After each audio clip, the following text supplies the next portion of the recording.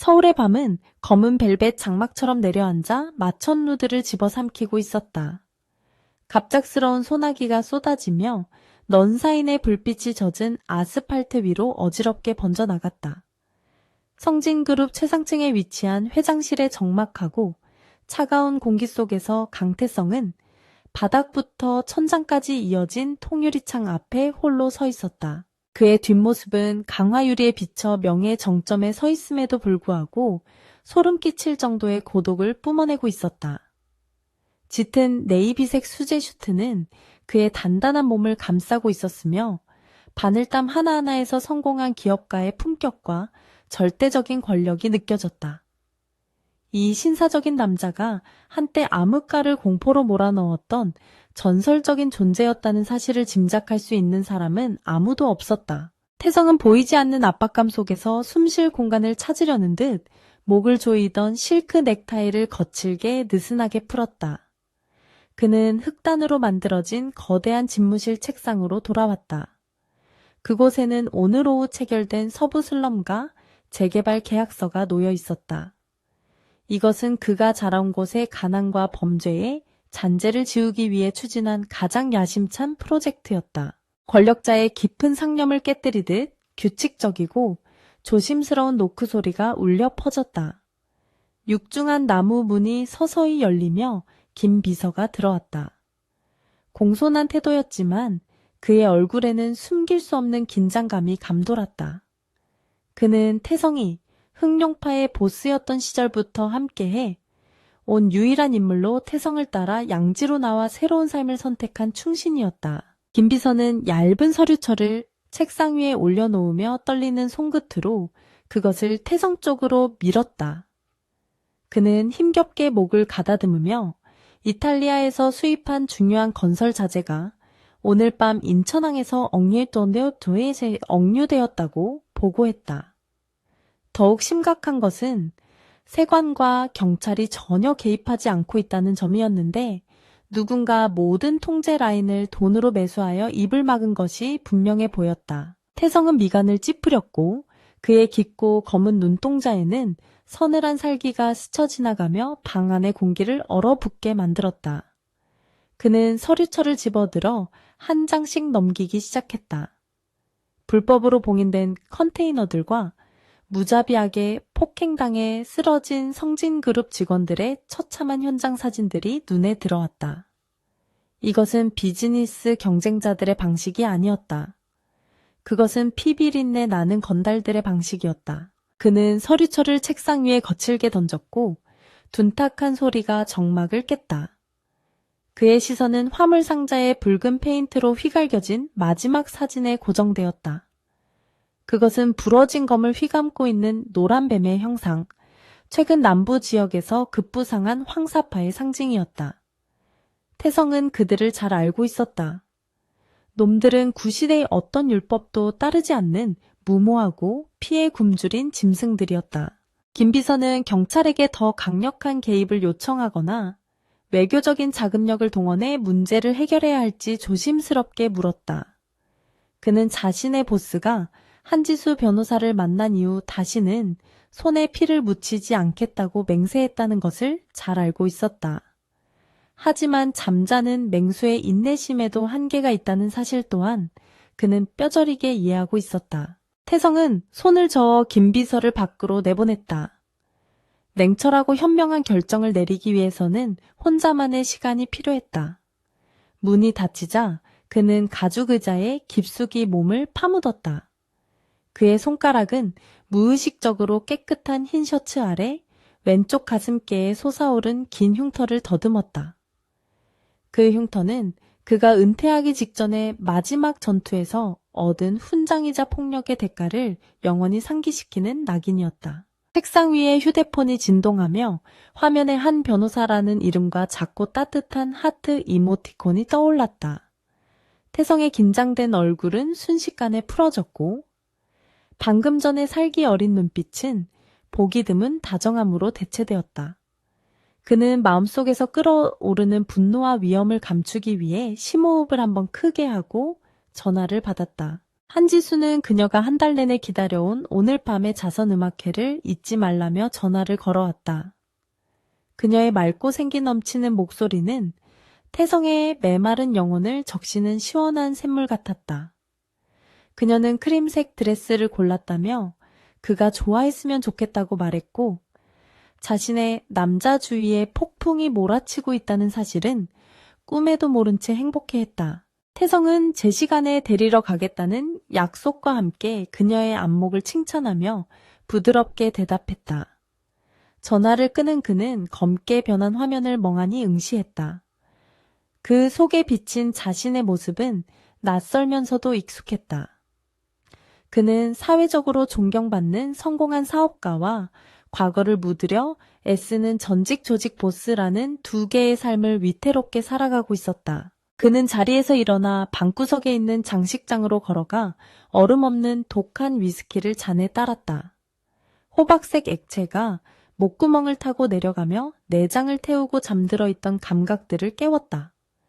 태성은 황사파의 두목 최민규가 성진그룹의 경제적 약점을 공격함으로써 자신을 의도적으로 도발하고 있다는 것을 직감적으로 알 수 있었다. 하지만 태성이 우려하는 것은 금전적인 손실이 아니라 그 행동 뒤에 숨겨진 은밀한 메시지였다. 민규는 그를 다시 진흙탕으로 끌어들이고 싶어 했다. 용이 아무리 사업가의 옷을 입어도 본질은 포식자라는 것을 증명하고 싶어 하는 것이었다. 만약 그가 물러선다면 놈들은 더 기어오를 것이고 폭력으로 대응한다면 지수와의 약속을 배신하게 될 것이었다. 태성은 음악회에 가기 전 직접 인천항에 들러 상황을 확인하기로 결심했다. 그는 긴 검은색 코트를 걸쳐 다부진 체격과 압도적인 위압감을 감추었다. 사무실을 나서며 그는 기세에게 차를 대기시키라고 지시했고 김 비서에게는 이 사실이 언론이나 한지수의 귀에 들어가지 않도록 철저히 입단속을 하라고 당부했다. 고급스러운 검은색 세단은 도심의 화려한 불빛을 뒤로하고 항구로 향하는 고속도로를 미끄러지듯 질주했다. 비는 여전히 거세게 내리며 차창을 때렸고 그 소리는 마치 가슴 속에서 요동치는 말 발굽 소리처럼 들렸다. 뒷좌석에 앉은 태성은 눈을 감고 있었지만 다가오는 위험을 감지하기 위해 모든 신경을 곤두세우고 있었다. 성진그룹의 물류 창고 근처에 도착하자 평소의 질서 정연함과는 다른 비참하고 혼란스러운 공기가 감돌았다. 구급차들이 요란한 사이렌을 울리고 있었고 구급대원들은 부상자들을 들것에 싣느라 분주하게 움직였다.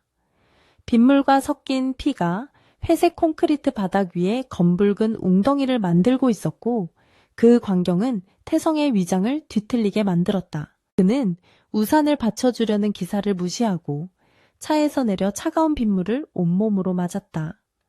창고 관리인은 그를 보자마자 달려왔는데 얼굴은 멍투성이에 퉁퉁 부어 있었고 옷은 갈기갈기 찢겨 있었다. 중년의 남자는 태성 앞에 무릎을 꿇고 화물을 지키지 못하고 직원들이 무자비하게 당하게 둔 것에 대해 울먹이며 사죄했다. 태성은 관리인을 일으켰으며 그의 어깨를 꽉 쥐어 힘과 위로를 전달했다. 그는 아무 말 없이 직원의 몸에 난 상처들을 관찰했다. 그것은 단순한 싸움으로 인한 상처가 아니었다. 그것은 극도의 고통을 주고 영구적인 흉터를 남기기 위해 계산된 고문의 흔적이었다. 태성의 눈빛이 다시 한번 차갑게 가라앉았다. 그는 창고 안으로 들어갔다. 컨테이너들은 흉측하게 뜯겨 있었고 부서진 자재들이 여기저기 흩어져 있었다. 창고 한가운데 덩그러니 놓인 나무 의자 위에는 눈이 시릴 정도로 밝은 노란색 포장지로 쌓인 선물 상자가 하나 놓여 있었다. 예쁘게 포장된 상자와 주변의 폐허 같은 참혹한 풍경의 대비는 지독한 조롱처럼 느껴졌다. 태성은 다가가 조심스럽게 상자를 열었다. 그 안에는 녹슨 낡은 단검 하나와 짧은 편지가 들어있었다. 그 단검은 그가 조직 생활을 시작하던 초기에 사용했던 무기로 10년 전 한강에 던져버렸다고 생각했던 물건이었다. 민규가 이것을 찾아냈다는 것은 그가 태성의 과거를 아주 집요하게 파헤쳤다는 증거였다. 편지의 내용은 붉은 잉크로 쓰인 단 한 줄뿐이었다. 용이 늙었으면 얌전히 굴 속에 있을 것이지 사람 흉내를 내려고 하지 마라. 이 노골적인 모욕은 태성을 화나게 하기보다 그가 아끼는 무고한 사람들을 건드렸다는 사실이 그의 분노를 자극했다. 놈은 태성의 인내심을 시험하고 있었고 영역을 지키기 위해 발톱을 드러내도록 강요하고 있었다. 태성은 상자 뚜껑을 닫았다. 그의 주먹은 관절이 하얗게 질릴 정도로 꽉 쥐어져 미세하게 떨리고 있었다. 그는 내면의 괴물이 깨어나 자신을 도발한 자를 찢어주기라고 으르렁거리는 것을 느꼈다. 하지만 지수의 환한 미소가 진정제처럼 떠올라 폭발하려는 분노를 억눌렀다. 지금은 아직 때가 아니었다. 그는 뒤따라온 김비서에게 부상당한 직원들의 치료비와 보상을 최고 수준으로 처리하라고 지시했다. 동시에 그룹의 모든 건설 현장과 사무실의 보안 수준을 최상위로 격상시키라고 명령했다. 그는 적어도 지금은 철저하게 기업가의 방식으로 이 문제를 해결할 생각이었다. 다시 도시로 돌아오는 차 안에서 태성은 차 안에 미리 준비된 새 옷으로 갈아입어 피비린내와 빗물 냄새를 지웠다. 그는 백미러를 보며 넥타이를 고쳐매고 머리를 정돈하며 평소의 냉철한 모습을 되찾으려 애썼다. 하지만 그의 눈 깊은 곳에서는 증오의 불씨가 이미 지펴져 있었고 거대한 화염이 되어 타오를 준비를 하고 있었다. 차는 대극장의 화려한 정문 앞에 멈춰 섰다. 샹들리에의 따뜻한 불빛이 쏟아지는 로비에 한지수가 서 있었다. 그녀는 우아한 크림색 드레스를 입고 천사처럼 빛나고 있었다. 그의 차를 발견하고 손을 흔드는 그녀의 해맑은 미소는 그가 방금 목격한 지옥도와 너무나도 대조적이었다. 태성은 차에서 내려 부드러운 미소를 지으며 그녀를 안았다. 그녀의 머리카락에서 나는 은은한 제스민 향기를 깊이 들이마셨다. 그는 분노를 억누르느라 떨리는 손을 감추며 늦어서 미안하다고 속삭였다. 지수는 아무것도 의심하지 않은 채 그의 팔짱을 끼고 안으로 들어갔고 그들의 삶이 여전히 평온하다고 믿었다. 음악회가 시작되고 교향곡 전법 몇 번의 선율이 울려 퍼졌지만 태성은 음악에 집중할 수 없었다. 그의 머릿속은 온통 폭행당한 직원들의 모습과 최민규의 오만한 협박으로 가득 차 있었다. 그는 이것이 시작에 불과하며 과거의 어둠이 서서히 퍼져나와 현재의 빛을 집어삼키려 하고 있음을 뼈저리게 느끼고 있었다. 인터미션 시간에 태성은 화장실을 핑계로 자리를 떴다. 사실은 그가 유지하고 있는 비선 정보망의 보고를 확인하기 위해서였다. 정보원은 최민규가 자신의 클럽에서 성진그룹 회장에게 굴욕을 주었다며 축하 파티를 열고 있다고 전해왔다. 놈은 곧 성진그룹을 황사파의 돈 세탁 창구로 만들겠다고 공공연히 떠들고 있었다. 태성은 화장실의 큰 거울에 비친 자신의 모습을 바라보며 찬물로 세수해 피로를 씻어내려 했다. 거울 속에는 낯선 타인이 핏발선 눈으로 자신을 노려보는 살인마가 서 있었다. 그는 거울을 향해 주먹을 날렸다. 거울은 굉음과 함께 박살났고 날카로운 파편들이 하얀 세면대 위로 요란하게 떨어졌다. 손가락 관절에서 흐르는 선혈이 물과 섞여 붉은 뱀처럼 굽이쳐 흘렀다. 태성은 고통을 느끼지 못했다. 육체의 고통은 그가 쌓고 나올린 평온한 삶을 잃을지도 모른다는 공포에 비하면 아무것도 아니었다. 그는 휴지로 손의 피를 닦아내고 상처를 대충 감싼 뒤 밖으로 나가기 위해 옷매무새를 다듬었다. 자리로 돌아오자 지수는 그의 손에 감긴 휴지를 보고 걱정스럽게 물었지만 태성은 실수로 긁혔다며 웃어넘겼다. 그는 그녀의 작은 손을 꽉 잡고 온기를 느끼며 이 미소를 지키기 위해 무엇이든 하겠다고 다짐했다. 설령 다시 한번 두 손을 피로 물들여야 한다 해도 그는 그 누구도 그녀를 해치게 두지 않을 것이다. 음악회가 끝나고 태성은 지수를 집에 데려다 주었다. 빌라 정문 앞에서 그는 아쉬움 가득한 굿나잇 키스를 건넸다. 문 뒤로 사라지는 그녀의 뒷모습을 바라보던 태성의 눈빛은 등을 돌리는 순간 차갑고 잔혹하게 변했다. 선량한 기업가의 가면은 부서지기 시작했고 그 틈 사이로 조직 보스의 본성이 드러나고 있었다. 자신의 펜트하우스로 돌아가는 차 안에서 태성은 김 비서에게 전화를 걸었다. 좁은 차 안을 울리는 그의 목소리는 낮고 위압적이었다. 그는 내일 새벽 고문 변호인단과 보안 팀장들을 소집해 긴급회의를 열라고 지시했다. 오만한 최민규에게 보내는 마지막 경고로서 그는 먼저 법이라는 무기를 사용해 놈을 공격할 생각이었다. 태성은 앞으로의 길이 가시밭길과 함정으로 가득 차 있음을 알고 있었지만 더 이상 물러설 곳은 없었다. 운명은 그에게 과거와 마주하고 자신의 낙원을 지키기 위해 악마들과 싸울 것을 강요하고 있었다. 그리고 잠들었던 용이 완전히 눈을 뜨는 순간 서울 전체가 그 분노 앞에 전율하게 될 것이다. 그날 밤 태성은 잠들지 못했다. 그는 서재에 앉아 지난 5년간 비밀 서랍 깊숙한 곳에 봉인해 두었던 권총을 꺼내 닫고 있었다. 차가운 금속성 광택이 스탠드 불빛 아래서 번뜩이며 다가올 피비린내 나는 전쟁을 예고하고 있었다. 그는 권력이나 구역 때문이 아니라 자신의 목숨보다 더 소중한 여자를 위해 다시 전장에 나설 준비를 마쳤다. 다음 날 아침 성진그룹 본사 대회의실의 공기는 무겁게 가라앉아 있었다. 거대한 타원형 테이블 주위에는 국내 최고의 로펌 변호사들과 그룹의 고위 임원들이 둘러앉아 있었다. 그들은 모두 긴장한 표정으로 서류를 검토하고 있었고 오직 강태성만이 상석에 앉아 차가운 무표정으로 창밖을 응시하고 있었다.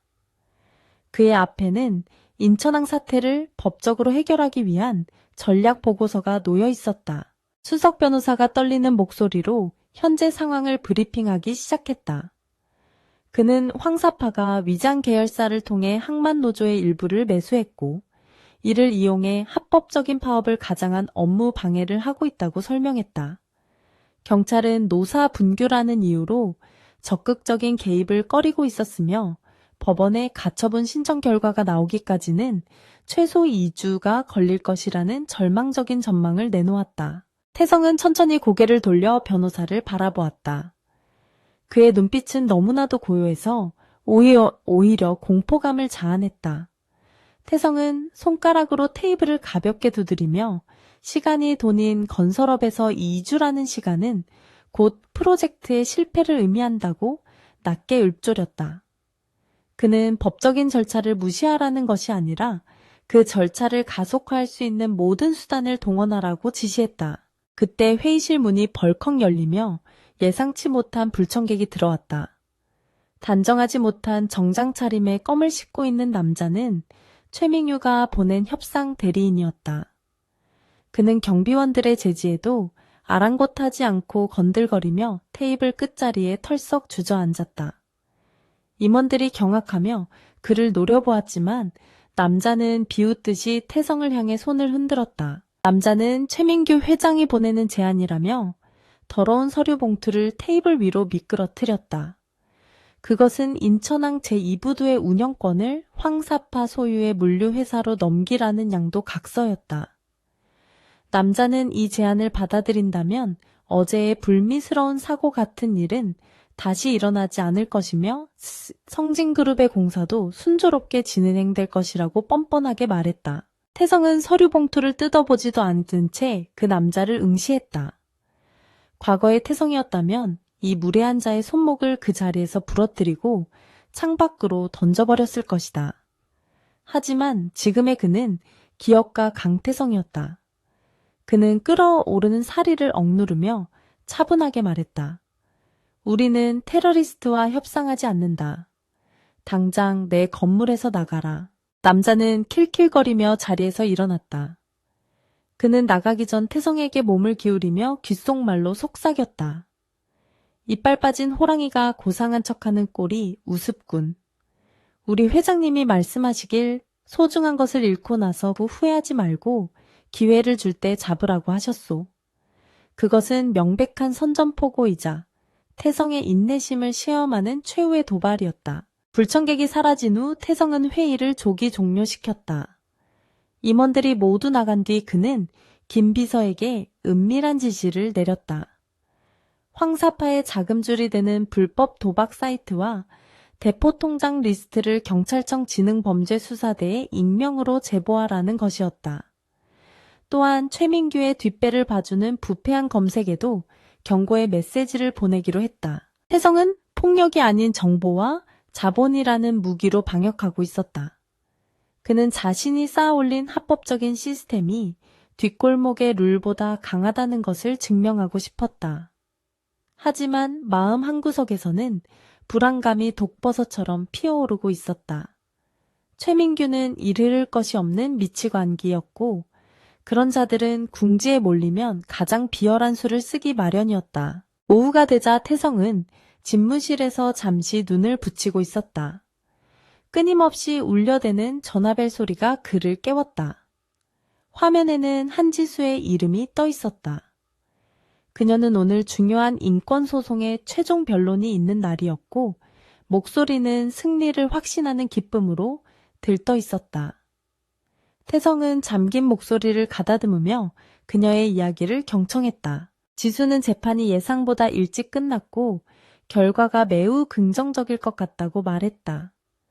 그녀는 법원 앞에서 동료들과 간단하게 축하 파티를 하고 집으로 돌아가겠다고 했다. 태성은 그녀의 목소리를 듣는 것만으로도 긴장이 풀리는 것을 느꼈지만 동시에 알 수 없는 불길한 예감이 등골을 스치고 지나갔다. 그는 지수에게 오늘은 평소보다 일찍 귀가하는 것이 좋겠다고 부드럽게 권유했다. 그리고 자신이 보낸 경호원들이 잘 지키고 있느냐고 물었다. 지수는 태성의 과잉보호를 귀여워하며 덩치 큰 경호원 2명이 그림자처럼 따라다녀서 오히려 부담스러울 정도라고 웃으며 대답했다. 태성은 그제야 조금 안심하며 전화를 끊었다. 하지만 태성의 안도감은 오래가지 못했다. 그는 창밖을 바라보며 생각에 잠겼다. 최민규가 보낸 대리인의 마지막 말이 계속해서 귓가에 맴돌았다. 소중한 것을 잃고 나서 후회하지 마라. 태성은 즉시 김 비서를 호출해 지수의 경호를 2배로 늘리라고 지시했다. 느낌이 좋지 않았다. 놈들은 상식을 벗어난 행동을 할 가능성이 높았다. 한편 서울 서초동 법원 청사 앞은 퇴근 시간에 인파와 차량으로 북적이고 있었다. 한지수는 동료 변호사들과 작별 인사를 나누고 정문을 빠져나왔다. 그녀는 승소의 기쁨에 취해 발걸음이 가벼웠다. 태성이 붙여준 경호원 2명이 그녀의 뒤를 몇 미터 간격으로 따르고 있었지만 그들은 평범한 정장 차림으로 위장해 눈에 띄지 않으려 노력했다. 그때 검은색 승합차 한 대가 굉음을 내며 인도 쪽으로 급하게 돌진해왔다. 타이어 타는 냄새와 함께 차문이 열리며 검은 복면을 쓴 건장한 사내 4명이 튀어나왔다. 순식간에 벌어진 일이라 주변의 시민들은 비명을 지르며 흩어졌고 평화롭던 거리는 아수라장으로 변했다. 경호원들이 반응하기도 전에 2명의 괴한이 전기 충격기를 들고 그들에게 달려들었다. 지지직거리는 소음과 함께 숙련된 경호원들이 바닥에 쓰러졌다. 그들은 저항하려 했지만 기습적인 공격과 수적 열세 앞에서는 속수무책이었다. 나머지 2명의 괴한은 공포에 질려 뒷걸음질 치는 한지수에게 다가갔다. 지수는 도움을 요청하려 했지만 한 놈이 그녀의 입을 거친 손으로 틀어막았다. 다른 한 놈은 그녀의 팔을 낚아채 강제로 승합차 안으로 끌고 들어갔다. 그녀가 들고 있던 서류 가방이 바닥에 떨어지며 내용물들이 바람에 흩날렸다. 그녀가 오늘 승리한 재판의 판결문들이 무심하게 아스팔트 위를 굴러다녔다. 모든 상황은 1분도 차에 걸리지 않았다. 승합차는 문이 닫히기도 전에 다시 굉음을 내며 도로를 역주행해 사라졌다. 뒤늦게 달려온 법원 경비원들과 시민들이 웅성거렸지만 남겨진 것은 쓰러진 경호원들과 바닥에 떨어진 지수의 핸드폰뿐이었다. 핸드폰 화면에는 태성님이라는 발신자 이름이 애처롭게 반짝이고 있었다. 같은 시각 태성은 집무실에서 김 비서로부터 긴급 보고를 받고 있었다. 황사파가 운영하는 물류창고에 경찰이 들이닥쳤다는 소식이었다. 태성의 전략이 먹혀 들어가는 듯했다. 하지만 그때 태성의 개인 휴대폰으로 영상통화가 걸려왔다. 발신자 정보가 없는 번호였다. 태성은 떨리는 손으로 통화 버튼을 눌렀다. 화면 가득히 최민규의 역겨운 얼굴이 나타났다. 그는 어두운 차 안뒷좌석에 앉아 있었고 그의 옆에는 입에 테이프가 붙여지고 손이 결박된 한지수가 공포에 질린 눈으로 카메라를 응시하고 있었다. 태성의 심장이 멈추는 것 같았다. 그의 이성은 순식간에 마비되었고 오직 본능만이 깨어났다. 최민규는 카메라를 향해 비열한 미소를 지으며 말했다. 강 회장 선물은 마음에 드나 법대로 하자고 했지. 그래서 나도 내 방식의 법대로 처리하는 중이야. 내 법전에는 눈에는 눈이에는 이라고 적혀 있거든. 놈은 지수의 머리카락을 장난감처럼 만지작거리며 태성의 분노를 자극했다. 태성은 짐승 같은 신음을 뱉으며 놈에게 당장 그녀에게서 손을 떼라고 소리쳤다. 하지만 민규는 킬킬거리며 말을 이었다. 오늘 자정까지 인천항량도 각서에 도장을 찍어서 혼자 인천 폐공장으로 와라. 경찰을 부르거나 딴 수작을 부리면 이 예쁜 변호사님이 법정에 다시 서는 일은 없을 거야. 화면이 뚝 끊어졌다. 태성은 휴대폰을 손에 쥔 채 한동안 움직이지 못했다. 그의 머릿속은 하얗게 변했다가 다시 붉게 물들었다. 기업가로서의 이성법을 준수하려는 의지 평범한 삶에 대한 갈망, 그 모든 것이 한순간에 무너져 내렸다. 그들이 넘어서는 안 될 선을 넘었다. 그들은 잠자던 용의 영린을 건드린 것이다. 태성은 천천히 고개를 들었다. 유리창에 비친 그의 얼굴은 더 이상 성진그룹 회장 강태성이 아니었다.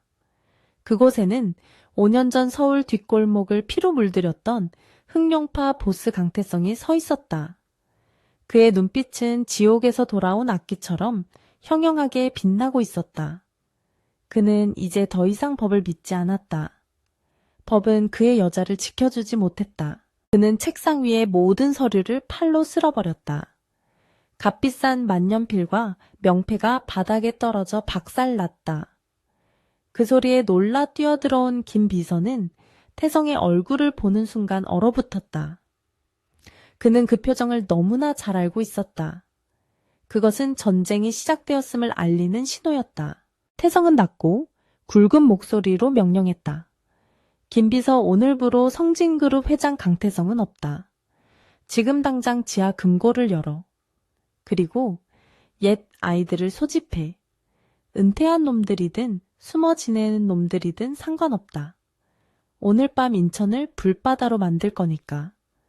김비서는 태성의 기배에게 눌려 아무 말도 하지 못하고 고개만 끄덕였다. 태성은 의자 등받이에 걸려있던 재킷을 벗어던지고 와이셔츠 소매를 걷어붙였다. 그의 팔뚝에 굵은 힘줄이 솟아올랐다. 그는 더 이상 협상 따위는 하지 않을 것이다. 돈으로 해결하려던 우리는 아니란 생각은 쓰레기통에 처박혔다. 놈들이 원하는 것이 야만적인 폭력이라면 그는 그 야만의 끝을 보여줄 작정이었다. 그는 집무실 한쪽에 숨겨진 비밀 패널을 눌러 개인 엘리베이터를 호출했다. 이 엘리베이터는 지하 주차장이 아닌 건물 지하 깊숙한 곳에 있는 비밀 벙커로 연결되어 있었다. 그곳에는 그가 과거를 청산하며 봉인해둔 무기들과 장비들이 잠들어 있었다. 이제 그것들을 깨울 시간이었다. 엘리베이터 문이 닫히기 전 태성은 마지막으로 깨진 유리창 너머의 서울 야경을 바라보았다. 화려한 도시의 불빛들이 마치 그를 조롱하는 것 같았다. 하지만 오늘 밤이 지나면 저 불빛들 중 상당수는 꺼지게 될 것이다. 그는 스스로 어둠이 되어 그 어둠 속에 숨은 쥐새끼들을 모조리 사냥할 것이다. 엘리베이터가 하강하며 태성의 몸도 어둠 속으로 가라앉았다. 그의 머릿속에는 오직 한 가지 생각뿐이었다. 지수를 구한다. 그리고 최민규, 그 건방진 놈의 목을 내 손으로 비틀어 놓는다. 이것은 비즈니스가 아니었다. 이것은 처절한 복수극의 서막이었다. 지하 벙커에 도착한 태성은 먼지 쌓인 덮개를 걷어내고 거대한 철제 캐비닛을 열었다. 기름 냄새와 차가운 쇠의 냄새가 코를 찔렀다. 그 안에는 다양한 종류의 총기류와 칼, 그리고 특수 전술 장비들이 질서정연하게 진열되어 있었다. 태성은 익숙한 손놀림으로 글록 17 권총을 집어들어 슬라이드를 당겨보았다. 철컥거리는 금소금이 텅 빈 벙커 안에 울려 퍼졌다. 그는 방탄조끼를 착용하고 검은색 전술 바지와 전투화로 갈아 신었다. 허리춤에는 탄창과 단검을 찼다. 거울 속에 비친 그의 모습은 완벽한 살인병기였다. 그는 잠시 눈을 감고 지수의 얼굴을 떠올렸다. 그녀의 공포에 질린 눈빛이 그의 가슴을 후벼 팠다. 미안하다 지수야. 약속을 지키지 못해서. 하지만 널 잃을 수는 없어. 김비서가 헐레벌떡 벙커로 뛰어내려왔다. 그는 태성의 모습을 보고 잠시 춤했지만 곧 결연한 표정으로 보고했다. 회장님, 아니 형님, 연락이 닿는 녀석들은 모두 인천으로 이동 중입니다. 박 실장과 최 팀장도 합류했습니다. 그들은 형님의 명령만 기다리고 있습니다. 태성은 고개를 끄덕이며 짧게 답했다. 가자, 사냥할 시간이다. 태성은 벙커를 나서며 주머니 속에서 라이터를 꺼내 불을 붙였다. 그리고 그동안 그를 올가매고 있던 이성의 끈을 태워버리듯 라이터 불꽃을 한참이나 응시했다. 오늘 밤 그는 다시 흑룡이 되어 승천할 것이다. 피와 비명으로 얼룩진 하늘 위로 검은색 밴 여러 대가 성진그룹 지하 주차장을 빠져나와 인천을 향해 질주하기 시작했다. 빗줄기는 더욱 굵어졌고 천둥 소리가 하늘을 찢었다. 마치 다가올 피의 축제를 예고하는 팡파르처럼. 강태성의 전쟁은 이제 막 시작되었다. 지하 벙커의 공기는 바깥 세상과는 다른 무게감을 지니고 있었다. 두꺼운 강철 문이 닫히며 세상의 소음은 차단되었고 오직 낮게 깔리는 황희팬 돌아가는 소리만이 정적을 메우고 있었다. 강태성은 작업대 위에 놓인 검은색 가방을 열었다. 그 안에는 오랫동안 빛을 보지 못했던 그의 과거, 그리고 그가 결코 다시는 꺼내지 않으리라 맹세했던 어둠의 유산들이 잠들어 있었다. 그는 가장 먼저 자신의 상징과도 같았던 흑단 자루가 달린 커스텀 나이프를 집어들었다. 차가운 금속의 감촉이 손바닥에 닿는 순간 지난 5년간 기업가로서 쌓아왔던 온화한 표정은 흔적도 없이 사라졌다. 거울 속에 비친 남자는 더 이상 성진그룹의 회장이 아니었다. 그는 인천 앞바다를 피로 물들였던 흑룡파의 전설적인 리더 피의 군주로 돌아와 있었다. 김비서는 묵묵히 태성의 뒤에서 방탄조끼와 전술 장비들을 점검하고 있었다. 그의 손놀림은 노련했고 그 역시 과거 조직의 살림꾼이었던 시절의 감각을 되찾은 듯했다. 그는 태성에게 지급될 무선 통신기를 건네며 보안 회선이 완벽하게 암호화되었음을 보고했다. 늙은 충신의 눈에는 두려움 대신 주군을 다시 전장으로 모신다는 비장한 결기가 서려 있었다. 태성은 방탄 조끼를 와이셔츠 위에 덧입고 벨크로를 단단히 조였다. 가슴을 압박해오는 타이트한 느낌이 오히려 그의 정신을 맑게 깨웠다. 그는 최민규가 보낸 영상을 다시 한번 머릿속에 떠올렸다. 공포에 질린 지수의 눈동자, 그리고 그녀의 머리채를 잡고 있던 놈의 더러운 손길. 그 잔상은 태성의 심장에 뜨거운 기름을 붓는 것과 같았다. 그는 결코 감정에 휘둘려 무모하게 적진으로 뛰어들 생각이 없었다. 최민규는 태성이 이성을 잃고 혼자 덤벼들기를 기대하고 있을 것이다. 그것이 놈들이 파놓은 함정의 핵심이었다. 하지만 태성은 놈들의 예상을 철저히 비켜날 계획이었다. 그는 사자처럼 용맹하게 싸우되 여우처럼 교활하게 사냥할 것이었다. 이것은 단순한 구조작전이 아니라 처절한 응징의 시작이었다. 벙커에 인터폰이 울리며 외부인 출입을 알리는 붉은 램프가 깜박였다. 태성은 고개를 끄덕여 문을 열도록 지시했다. 육중한 기계음과 함께 벙커의 입구가 개방되자 비에 젖은 사내 3명이 안으로 들어왔다. 그들은 하나같이 평범한 중년 남성의 모습을 하고 있었지만 그들의 눈빛만은 날카롭게 빛나고 있었다. 가장 먼저 들어온 거구의 사내는 마동석이라는 별명을 가진 전직 행동대장 박철민이었다. 그는 은퇴 후 작은 정육점을 운영하며 칼 대신 고기를 썰고 있었지만 태성의 호출을 받자마자 앞치마를 벗어던지고 달려왔다. 그의 굵은 팔뚝에는 여전히 조직 시절의 문신이 희미하게 남아있었고 손에는 묵직한 야구 방망이가 들려 있었다. 그 뒤를 이어 들어온 날렵한 체구의 남자는 정보 수집과 잠입의 귀재였던 이성우였다. 그는 현재 택시기사로 일하며 서울 곳곳을 누비고 있었는데 그의 택시는 단순한 이동수단이 아니라 움직이는 정보통이었다.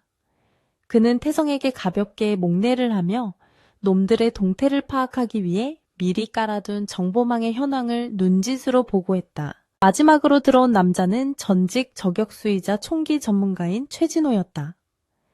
그는 한쪽 다리를 약간 절고 있었지만 총을 다루는 솜씨만큼은 현역 시절 못지않게 정교했다.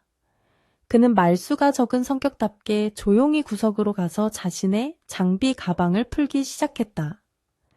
그 안에는 분해된 소총 부품들이 기름칠되어 가지런히 놓여 있었다.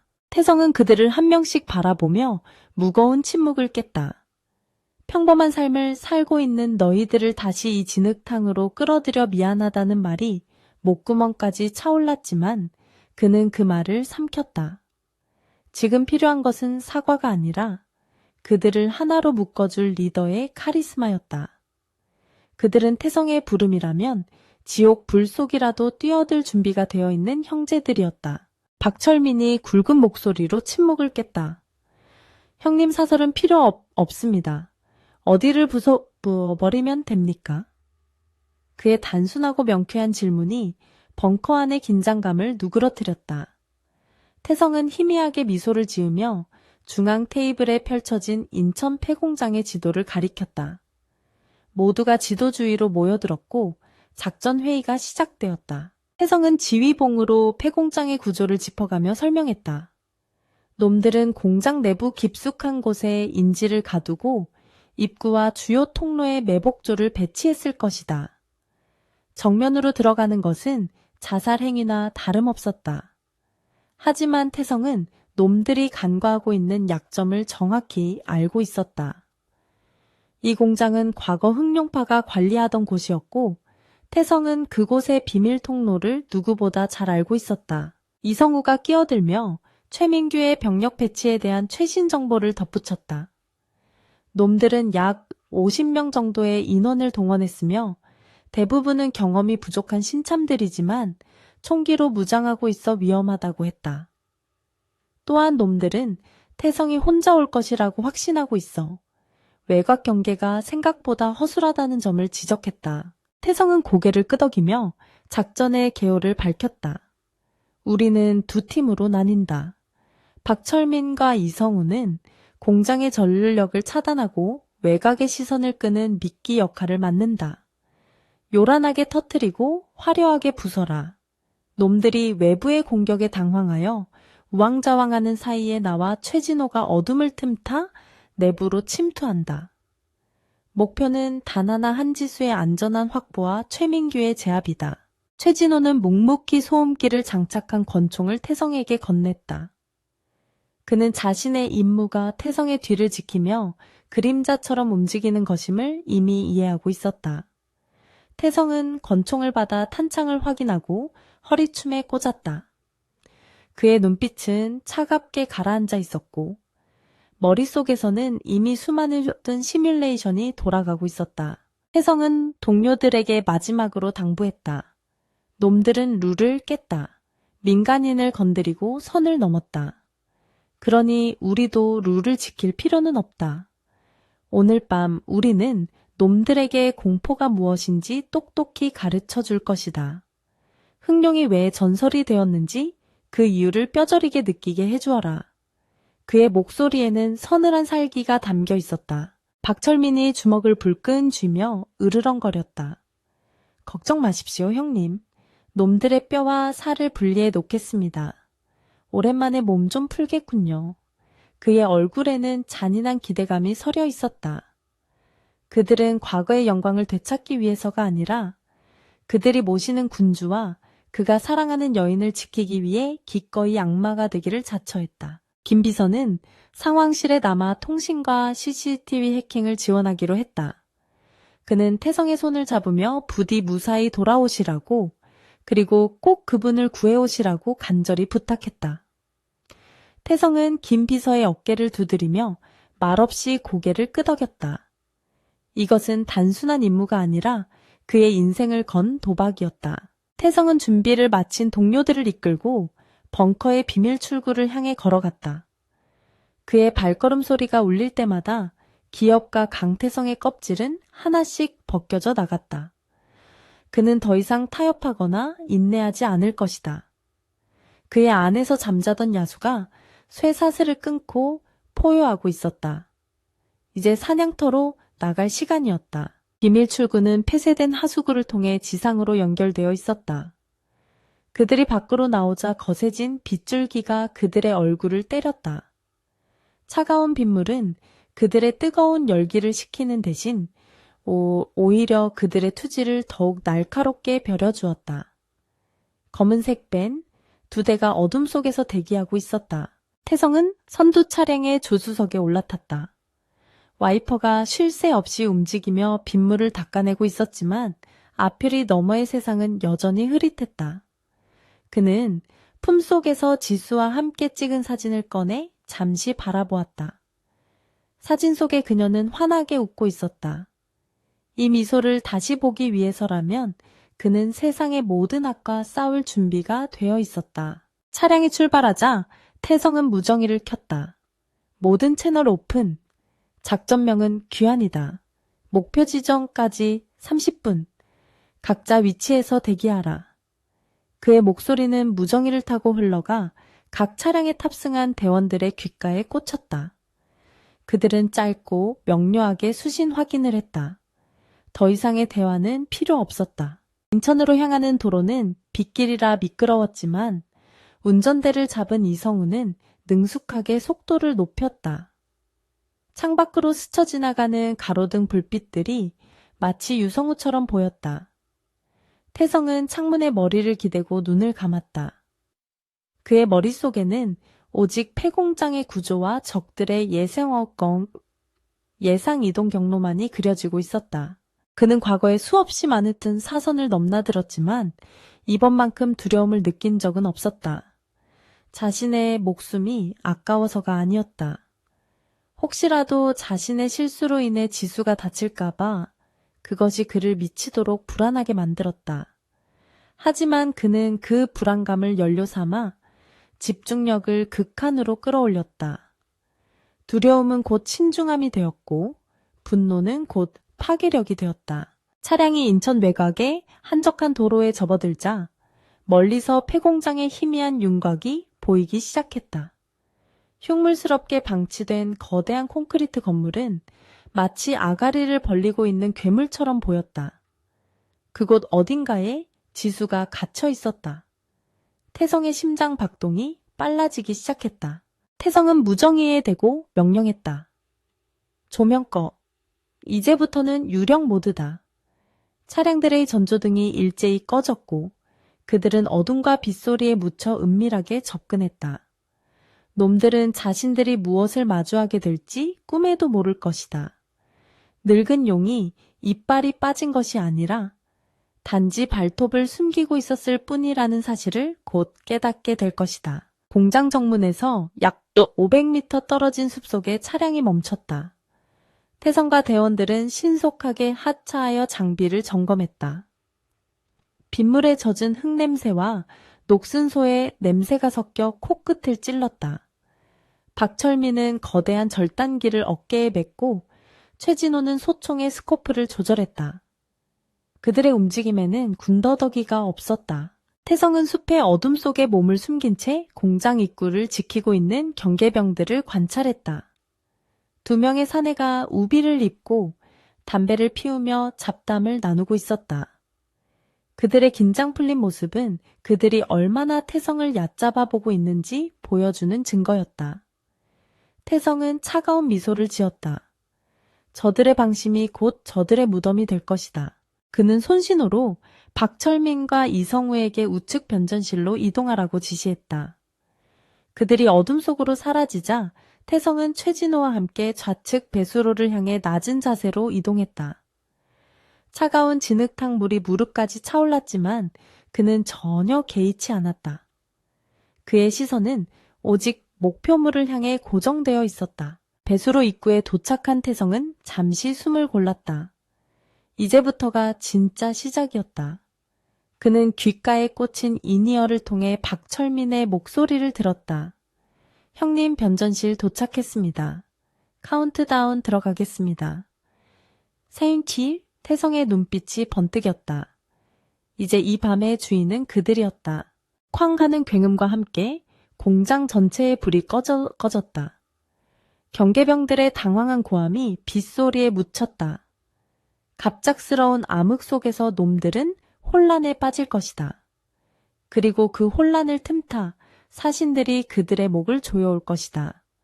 태성은 배수로의 쇠창살을 뜯어내고 안으로 미끄러져 들어갔다. 차가운 어둠 속에서 태성의 감각은 더욱 예리해졌다. 그는 물소리와 자신의 숨소리, 그리고 저 멀리서 들려오는 적들의 발자국 소리를 구분해냈다. 그는 더 이상 망설이지 않았다. 오늘 밤 그는 이곳을 지옥으로 만들고 그 지옥의 끝에서 자신의 천사를 구해낼 것이다. 과거의 망령들이 깨어났다. 그리고 그들은 아주 굶주려 있었다. 갑작스러운 정전으로 인해 폐공장은 칠흑 같은 어둠에 잠겼다. 억수같이 쏟아지는 빗소리가 지붕을 때리며 공장 내부의 정막을 더욱 무겁게 짓눌렀다. 당황한 황사파 조직원들의 고함과 여기저기서 켜지는 손전등 불빛들이 어지럽게 춤을 추기 시작했다. 그들은 자신들이 사냥꾼이라고 믿고 있었지만 사실은 거대한 덫에 갇힌 사냥감 신세가 되었다는 것을 아직 깨닫지 못하고 있었다. 강태성은 배수로의 마지막 쇠창살을 소리 없이 열고 공장 지하 1층 보일러실로 잠입했다. 습하고 퀴퀴한 곰팡이 냄새가 코를 찔렀지만 그의 감각은 그 어느 때보다 예민하게 살아나 있었다. 그는 어둠 속에서 야간 투시경을 쓴 맹수처럼 주위를 살폈다. 그의 숨소리는 빗소리에 완벽하게 묻혀 들리지 않았고 발걸음은 유령처럼 가벼웠다. 그의 뒤를 따르는 최진호는 소음기가 장착된 권총을 들어 보일러실 입구를 경계했다. 두 사람은 눈빛만으로 신호를 주고받았다. 위층에서 들려오는 요란한 파열음과 비명은 박철민과 이성우가 성공적으로 미끼 역할을 수행하고 있음을 알리는 신호탄이었다. 적들의 주의가 외부와 1층 로비 쪽으로 쏠린 지금이 바로 놈들의 심장부를 도려낼 절호의 기회였다. 태성은 보일러실을 빠져나와 좁고 긴 복도로 접어들었다. 복도 끝에서 손전등을 든 2명의 조직원이 두리번거리며 다가오고 있었다. 그들은 긴장한 탓에 서로에게 욕설을 퍼붓으며 불만을 토로하고 있었다. 태성은 복도 옆에 움푹 들어간 벽 틈으로 몸을 숨겼다. 그림자와 하나가 된 그는 숨을 죽인 채 먹잇감이 사정권 안으로 들어오기를 기다렸다. 조직원들이 태성이 숨은 곳을 지나치는 찰나 어둠 속에서 검은 손이 튀어나갔다. 태성은 순식간에 뒤에 있던 놈의 입을 틀어막고 목을 낚아챘다. 으드득하는 끔찍한 소리와 함께 놈의 몸이 축 늘어졌다. 앞서 가던 놈이 이상한 낌새를 느끼고 뒤를 돌아보려 했지만 이미 태성의 단검이 그의 성대를 정확하게 꿰뚫은 뒤였다. 단말마의 비명조차 지르지 못한 채 2명의 적이 바닥에 쓰러졌다. 태성은 피 묻은 칼날을 쓰러진 놈의 옷자락에 무심하게 닦아냈다. 그의 눈동자는 흔들림이 없었다. 살인에 대한 죄책감이나 망설임 따위는 사치였다. 지금 이 순간 그는 기억과 강태성이 아닌 적을 제거해야만 생존할 수 있는 전장의 살육 기계였다. 최진호가 쓰러진 시체를 어둠 속으로 끌고 가 은폐했다. 태성은 다시 전진했다. 2층으로 올라가는 계단 앞에는 3명의 경계병이 바리케이드를 치고 있었다. 그들은 무정의에 대고 상황을 보고하느라 정신이 팔려 있었다. 태성은 바닥에 떨어져 있던 빈 깡통을 집어들어 반대편 구석으로 던졌다. 쨍그랑하는 소리가 날카롭게 울려 퍼졌다. 경계병들의 시선이 소리가 난 쪽으로 쏠린 순간 최진호의 권총이 불을 뿜었다. 슉슉슉. 3번의 짧은 파열음과 함께 3명의 머리에서 피보라가 터졌다. 그들은 무슨 일이 일어났는지도 모른 채 그대로 고꾸라졌다. 태성은 쓰러지는 시체들을 뛰어넘어 계단을 단숨에 뛰어 올라갔다. 그의 움직임은 군더더기 없이 빠르고 치명적이었다. 2층은 중앙 통제실과 연결된 긴 복도와 여러 개의 사무실로 이루어져 있었다. 이곳은 아래층보다 더 많은 적이 배치되어 있었다. 태성은 복도 코너를 돌자마자 마주친 5명의 조직원과 정면으로 충돌했다. 놈들은 태성을 보자마자 당황하며 쇠파이프와 회칼을 꺼내 들고 달려들었다. 그러나 그것은 불나방이 불 속으로 뛰어드는 것과 같았다. 태성은 가장 먼저 달려드는 놈의 손목을 꺾어 칼을 빼앗고 그 탄력을 이용해 놈의 명치를 걷어찼다. 놈이 비명을 지르며 뒤로 날아가 동료들과 부딪혔다. 태성은 그 틈을 놓치지 않고 파고들었다. 그의 양손에 들린 단검이 춤을 추듯 허공을 갈랐다. 놈들의 팔다리가 베어지고 붉은 피가 복도벽을 추상화처럼 물들였다. 한 놈이 공포에 질려 권총을 꺼내려 했지만 어디선가 날아온 총알이 그의 어깨를 관통했다. 뒤따라온 최진호의 지원 사격이었다. 태성은 비틀거리는 놈의 멱살을 잡고 벽으로 밀어붙였다. 놈의 눈동자는 공포로 확장되어 있었다. 태성은 낮고 으르렁거리는 목소리로 물었다. 최민규와 여자는 어디 있나? 조직원은 덜덜 떨며 말을 잇지 못했다. 태성은 망설임 없이 단검을 놈의 허벅지에 꽂아 넣었다. 찢어지는 듯한 비명이 복도를 울렸다. 말해. 내 인내심은 길지 않아. 태성의 눈빛은 인간의 것이 아니었다. 그것은 지옥에서 기어나온 악마의 눈빛이었다. 조직원은 울부짖으며 3층 자재 창고를 가리켰다. 태성은 놈을 기절시키고 바닥에 던져버렸다. 목표 위치가 확인되었다. 3층 자재 창고, 그곳에 지수가 있었다. 태성의 심장이 격렬하게 요동쳤다. 그는 피가 뚝뚝 떨어지는 칼을 고쳐 쥐고 다시 발걸음을 옮겼다. 이제부터는 은밀한 잠입이 아니었다. 막는 놈은 모조리 베어버리고 전진하는 피의 연회 얀쿠이가 시작될 것이다. 한편 공장 1층 로비는 박철민의 동무대였다. 그는 거대한 쇠망치를 휘두르며 황사파 조직원들을 볼링핀처럼 쓰러뜨리고 있었다. 그의 괴력 앞에 놈들의 방어선은 종이장처럼 구겨졌다. 으하하 덤벼라. 이 송사리 새끼들아. 박철민의 호탕한 웃음소리가 공장 전체를 쩌렁쩌렁 울리며 적들의 사기를 꺾어놓았다. 이성우는 어둠 속을 빠르게 이동하며 연막탄과 섬광탄을 터뜨려 혼란을 가중시켰다. 그는 적들이 서로를 오인 사격하게 만들고 주요 통신선을 절단하여 지휘체계를 마비시켰다.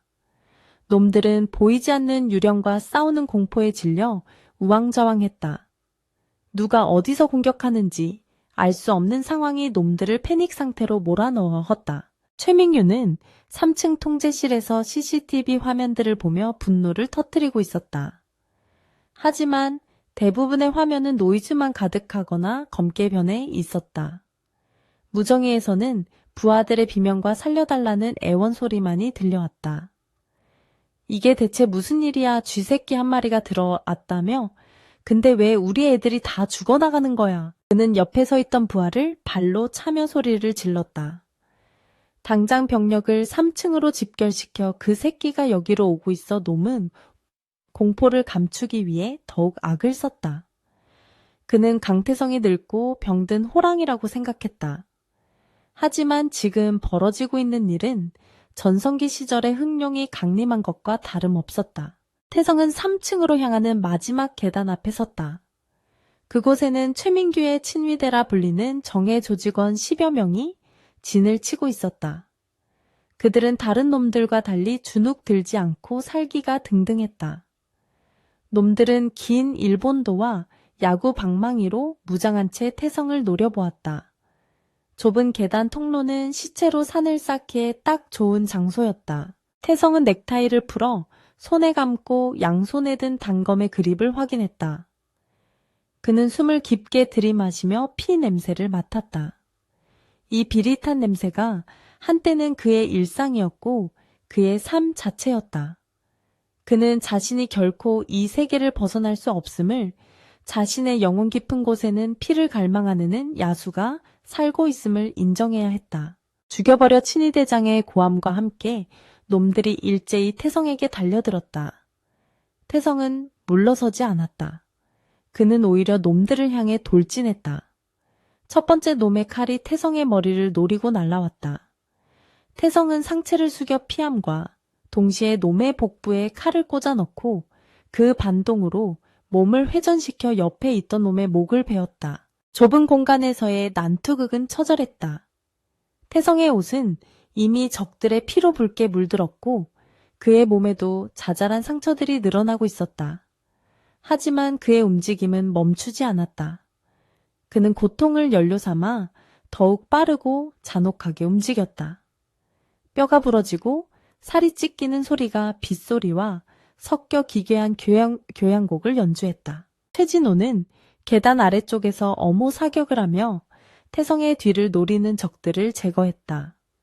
그의 정확한 사격 덕분에 태성은 앞쪽의 적들에게만 집중할 수 있었다. 태성과 최진호의 호흡은 수년의 공백이 무색할 만큼 완벽했다. 그들은 서로의 등을 지키며 피의 길을 뚫고 올라갔다. 마지막 남은 친위대원이 공포에 질려 뒷걸음질 쳤다. 그의 동료들은 모두 차가운 바닥에 시체가 되어 널브러져 있었다. 태성은 천천히 그에게 다가갔다. 피 묻은 얼굴에 서린 냉혹한 미소는 그를 저승사자보다 더 무서운 존재로 보이게 만들었다. 살고 싶으면 꺼져. 태성의 낮은 목소리가 사형 선고처럼 들렸다. 친위대원은 비명을 지르며 무기를 버리고 도망쳤다. 태성은 그를 쫓지 않았다. 겁쟁이는 살려둬봤자 위협이 되지 않았다. 그는 계단 끝에 있는 육중한 철문 앞에 섰다. 저 문 너머에 최민규와 지수가 있다. 태성은 피 묻은 손으로 문손잡이를 잡았다. 손잡이는 차가웠지만 그의 혈관 속을 흐르는 피는 용암처럼 끓어오르고 있었다. 그는 잠시 멈춰서서 호흡을 가다듬었다. 지수가 무사해야 할 텐데, 만약 그녀 털끝 하나라도 다쳤다면 최민규는 살아서 이 공장을 나가지 못할 것이다. 아니, 죽어서도 편히 눈을 감지 못하게 만들 것이다. 태성의 눈빛에 서린 살기가 더욱 짙어졌다. 철문이 굉금을 내며 열렸다. 넓은 자재 창고의 중앙 희미한 조명 아래 최민규가 한지수를 인질로 잡고 서 있는 모습이 보였다. 그의 주변에는 아직 쓰러지지 않은 수십 명의 조직원이 총구를 겨누고 있었다. 함정인 줄 알면서도 들어올 수밖에 없는 죽음의 무도회장이었다. 최민규는 태성을 보자마자 비릿한 웃음을 터뜨렸다. 박수를 치며 비아냥거렸다. 대단하군 강태성. 정말 혼자서 여기까지 올라올 줄이야. 옛날 실력 안 죽었어 하지만 어쩌나 영화는 여기서 끝이야. 네가 아무리 날고 기어도 총알을 막을 수는 없을 테니까. 태성은 말없이 놈들을 응시했다. 그의 시선은 오직 의자에 묶여있는 지수에게 고정되어 있었다. 그녀의 입에는 테이프가 붙어 있었고 얼굴은 눈물과 먼지로 범벅이 되어 있었다. 하지만 다행히 큰 외상은 없어 보였다. 태성을 본 그녀의 눈에서 안도와 공포가 뒤섞인 눈물이 주르륵 흘러내렸다. 태성은 천천히 양손을 들어 올리며 무기가 없음을 보여주는 척했다. 하지만 그의 손목 안쪽에는 작은 연막탄이 숨겨져 있었다. 그는 최민규의 눈을 똑바로 쳐다보며 말했다. 여자를 놔줘라. 그러면 널 살려는 주겠다. 그 말은 허세가 아니었다. 그것은 마지막 자비이자 최후의 통첩이었다. 최민규의 얼굴이 일그러졌다. 이 상황에서도 저토록 오만하게 구는 태성의 태도가 놈의 자존심을 긁어놓았다.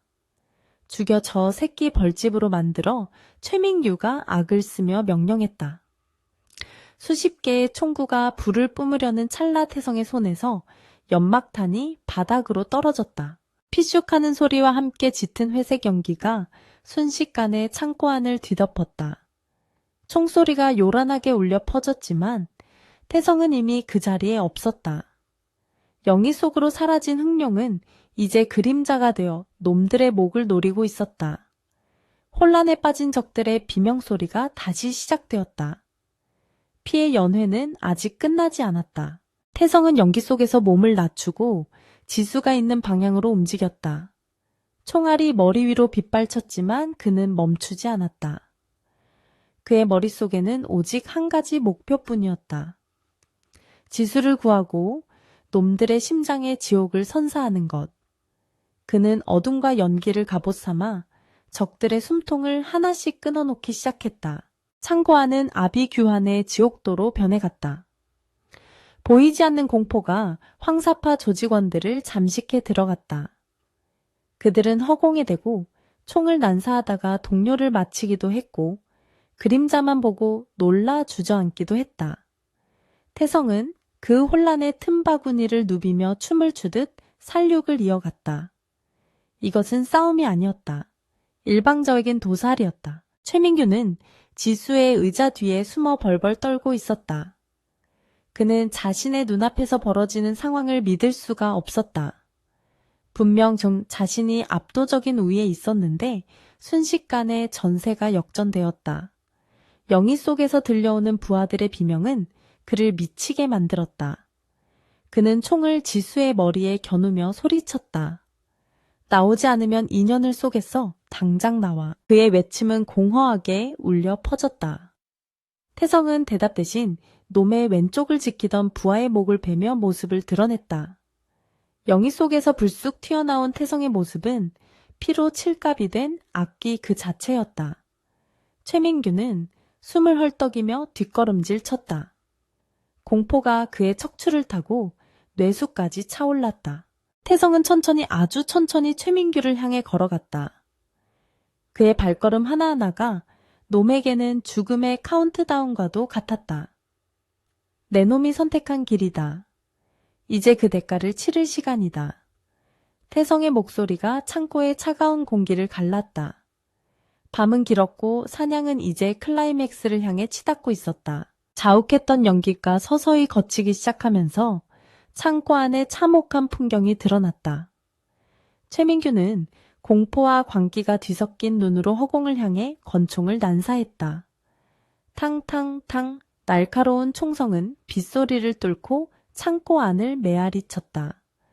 그는 강태성이 어디서 튀어나올지 모른다는 두려움에 사로잡혀 이성을 잃어가고 있었다.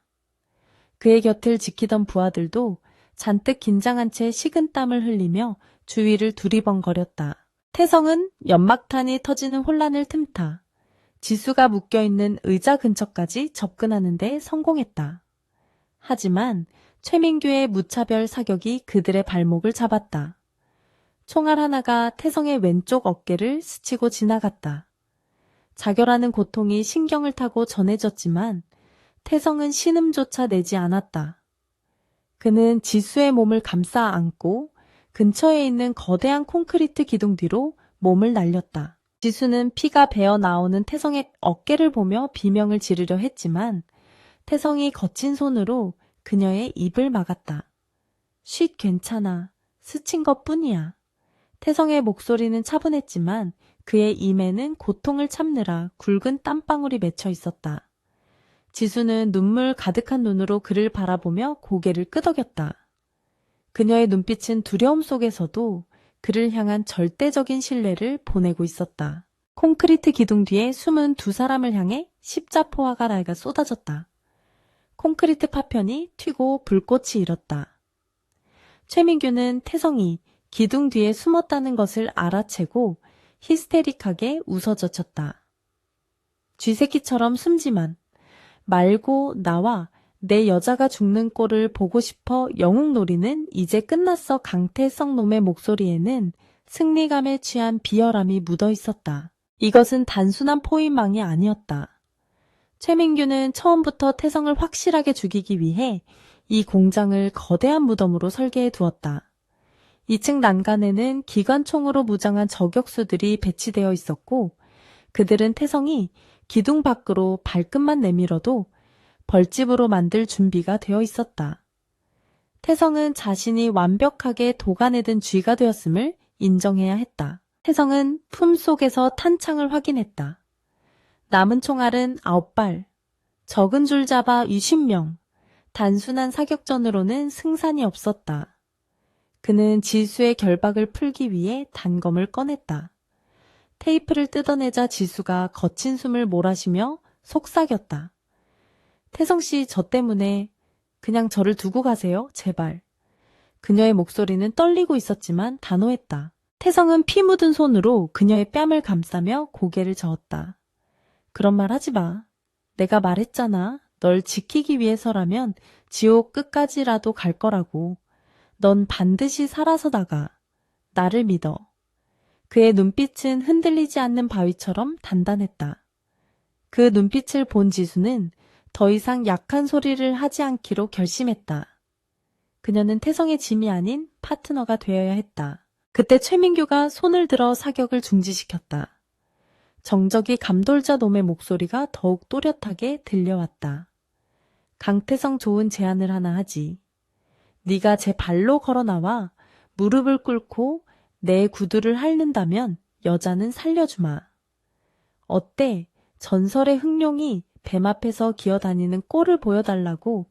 놈은 태성의 자존심을 짓밟으며 쾌락을 느끼고 있었다. 태성은 기둥 뒤에서 차갑게 웃었다. 놈은 여전히 태성을 모욕하는 것에만 집착하고 있었다. 그것이 놈의 가장 큰 약점이었다. 태성은 그 오만함을 역이용하기로 했다. 그는 기둥 뒤에 숨은 채 큰 소리로 외쳤다. 최민규 내 놈이 언제부터 부하들 뒤에 숨어서 주둥이만 나불 때는 겁쟁이가 됐지. 네가 직접 와서 내 목을 따보시지. 그래. 태성의 도발에 조직원들이 웅성거렸다. 그들도 내심 최민규가 안전한 뒤쪽에서 명령만 내리는 것에 불만을 품고 있었다. 반면 전설로 불리던 강태성은 혼자서 여기까지 뚫고 들어왔다. 어둠 속의 제왕이라 불리던 남자의 기백은 궁지에 몰린 상황에서도 전혀 줄어들지 않았다. 조직원들의 눈동자의 동요가 일기 시작했다. 최민규는 부하들의 흔들리는 눈빛을 감지하고 얼굴이 불그락 푸르락해졌다. 닥쳐, 이 죽어가는 늙은이가 감히 나를 가르치려 들어. 야, 너희들 뭐해? 당장 가서 저 새끼 끌어내. 안 가면 너희부터 다 죽여버릴 거야. 그는 분에 못 이겨 옆에 있던 부하의 머리를 권총 손잡이로 내리쳤다. 부하들이 억지로 머뭇거리며 기둥 쪽으로 다가오기 시작했다.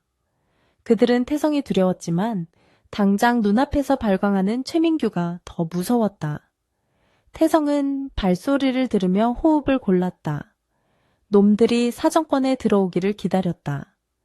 그는 바닥에 고인 기름 웅덩이를 발견하고는 주머니에 있던 라이터를 꺼내 만지작거렸다. 3명의 조직원이 기둥 양쪽으로 갈라져 접근했다. 태성은 지수에게 바닥에 엎드리라고 손짓했다. 그리고 놈들이 코앞에 닥친 순간 라이터를 켜서 기름 웅덩이로 던졌다. 화르륵 붉은 화염이 순식간에 솟아오르며 검은 연기를 내뿜었다.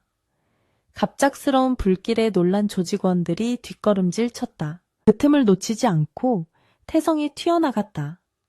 탕탕 정확한 두 발의 사격이 선두의 선놈들의 가슴을 꿰뚫었다. 나머지 한 놈이 당황하여 칼을 휘둘렀지만 태성은 부상당한 어깨의 통증을 무시하고 놈의 팔을 잡아 비틀었다.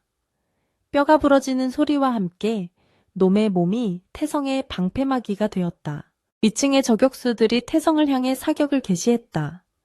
하지만 태성은 방패로 삼은 조직원의 시체를 앞세워 기동했다.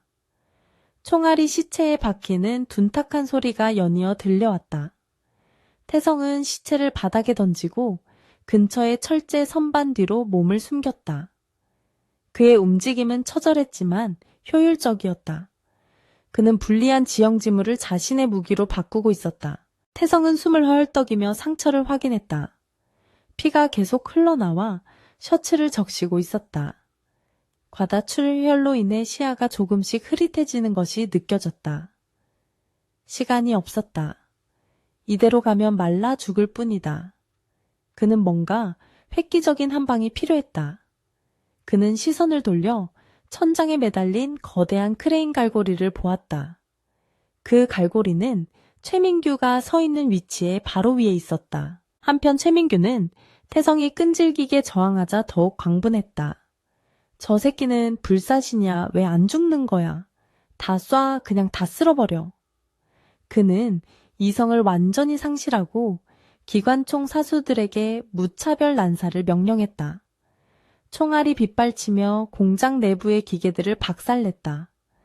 파이프가 터지며 뜨거운 증기가 뿜어져 나왔다. 증기와 연기가 뒤섞여 시야가 차단되자 태성은 이것을 마지막 기회로 삼았다. 그는 바닥을 기어서 크레인 조작 패널이 있는 기둥 쪽으로 이동했다. 총알이 머리 위를 스치고 지나갔다.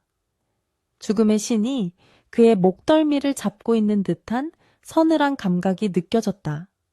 하지만 그는 멈출 수 없었다. 지수가 그를 보고 있었다. 패널 앞에 도착한 태성은 잠금 장치를 총으로 쏴서 부수고 레버를 당겼다. 끼기익 녹슨 금속이 마찰하는 소름 끼치는 소리와 함께 천장의 크레인이 움직이기 시작했다. 수톤에 달하는 쇠사슬 뭉치가 굉음을 내며 최민규와 그의 친위대 머리 위로 떨어져 내렸다. 쾅 엄청난 진동과 함께 바닥이 요동쳤다. 최민규는 간발의 차이로 몸을 피했지만 그의 옆에 있던 부하 2명은 쇠사슬에 깔려 즉사했다. 자욱한 먼지가 일어나는 가운데 최민규는 엉덩방가를 찌으며 비명을 질렀다. 그의 위세에 등등하던 모습은 온데간데 없고 먼지투성이가 된 채 공포에 질려 떨고 있었다. 이 혼란을 틈타 태성은 다시 지수에게 달려갔다.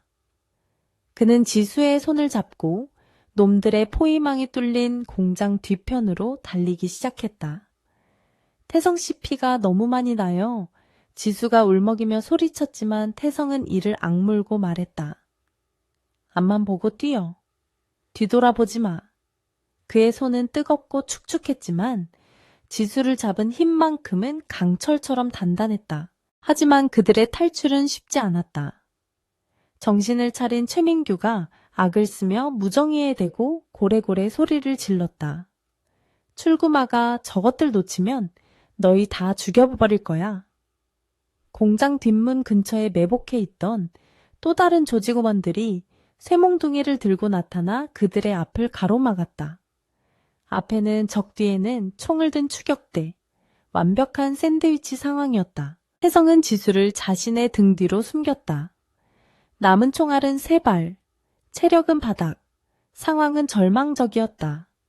하지만 태성의 입계에는 희미한 미소가 번졌다. 그는 이런 절체절명의 순간을 즐기는 법을 알고 있었다. 그는 피 묻은 입술을 닦으며 앞을 가로막은 놈들에게 나지막이 말했다. 비켜라. 지옥행 급행열차 타고 싶지 않으면 그의 살기에 눌린 조직원들이 주춤했다. 썩어도 준치라고 부상당한 호랑이 앞에서도 하이에나들은 두려움을 느끼는 법이다. 그때 공장 밖에서 들려오는 거대한 굉음이 모두의 시선을 사로잡았다. 쿠궁 벽면 일부가 폭발음과 함께 무너져 내렸다. 박철민이 몰고 온 대형 덤프트럭이 공장 벽을 들이받고 내부로 돌진해 들어온 것이었다. 트럭의 헤드라이트가 눈부시게 빛나며 어둠을 갈랐다. 형님 타십시오. 박철민의 우렁찬 목소리가 구세주의 복음처럼 들려왔다.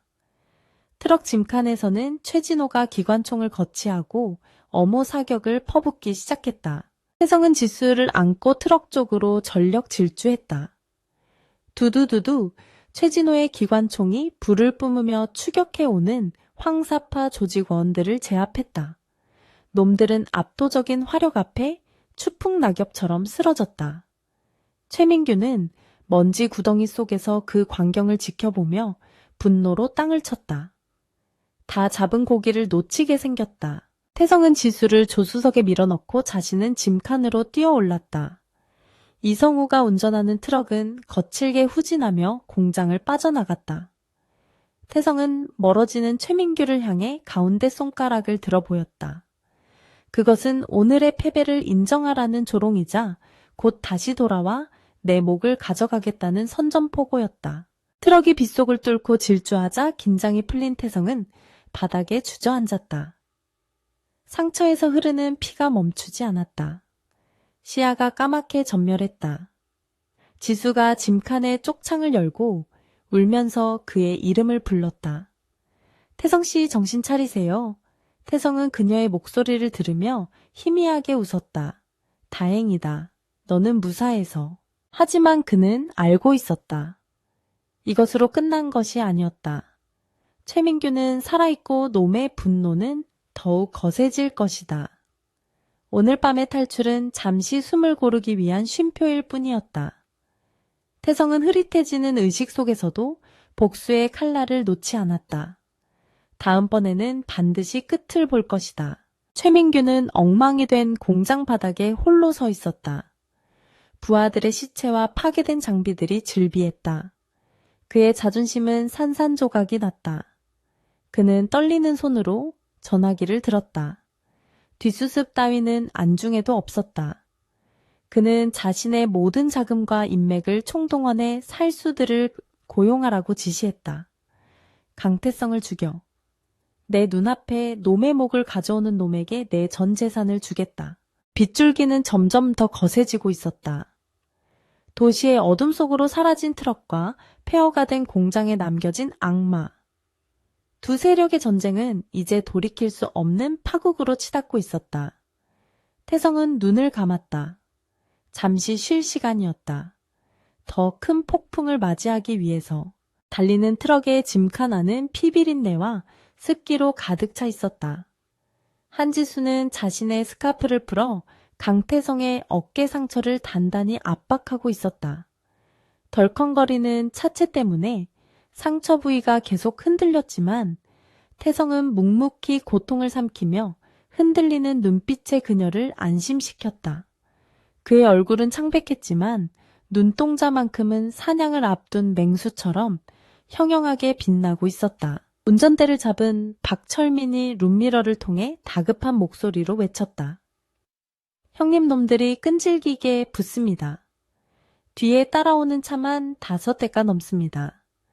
이대로 도심으로 들어가면 민간인들이 휘말립니다. 어디로 모실까요? 그의 말대로 최민규는 미친 개처럼 모든 병력을 동원해 추격해 오고 있었다.